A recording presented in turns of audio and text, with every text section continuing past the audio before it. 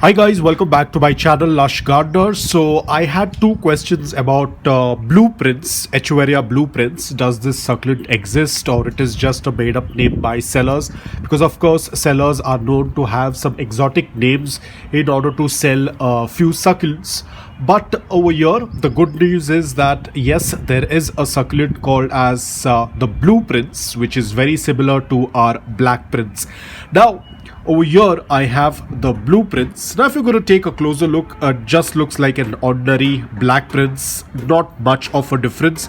But yes, if I'm going to take a little bit closer, you can see there is a little tint of blue, not a lot, not like what we tend to expect. Like for example, if this was called as blueprints, I would have 100% agreed, and I would have been like, wow, yes, it does look like the color blue.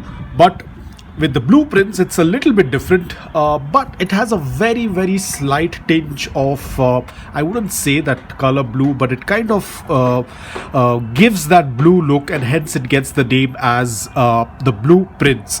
Now, of course, if we are going to compare our black prints with the blueprints, of course, we can see there is a major difference between both the varieties. As you can see, I can't particularly call it as Farida because it's not Farida. Both the black prints and the blueprints does not have Farida, but definitely there is a very different tone to the blueprints. Now, of course, the blueprints is not in a very good condition. As you can see, the crown area, it was heavily infested with mealybugs.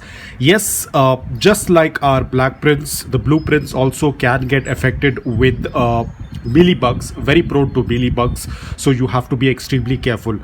It is the same care what we give for our black prints, but the blueprints is very rare, and a lot of times sellers tend to mislabel and sell it because of its demand.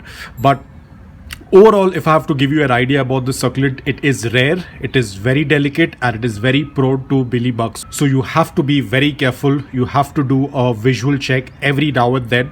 Luckily, I was able to save and control the infestation before it could have damaged the entire plant. You can see how the mealybugs have attacked and destroyed the shape of the leaves.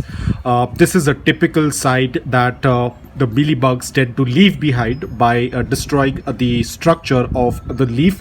By sucking out all of the juices from the leaf, it tends to kind of spoil the entire look of the leaf. But luckily, I was able to save it, so now it's doing quite well. It's going quite strong, and I am hoping that it will start to grow more healthy. The sunlight, this is not variegation, but it's basically the new growth. This pot was kept right at the back. It was not receiving a lot of light, so the crown area started to get a bit discolored, but now I have slowly started to acclimate it to morning direct sunlight. They prefer, just like our black prints, they need a good amount of morning direct sunlight for 5 to 6 hours in order to show that color. If you're not going to give enough light, this is exactly what's going to happen. It also happens with our black prints as well.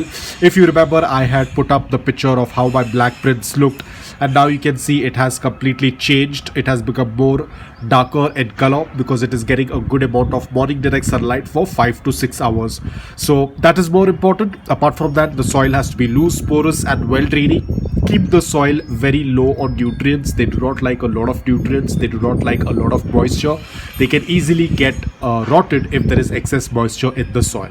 So that's about it, guys. Propagation is pretty simple. Just like our black prints, leaf propagation is a very good option. So guys, that's about it. I hope that this video was helpful to you. If it was, please hit the like button, and if you're new to my channel, please consider subscribing to it. Until then, take care, stay safe, and keep propagating.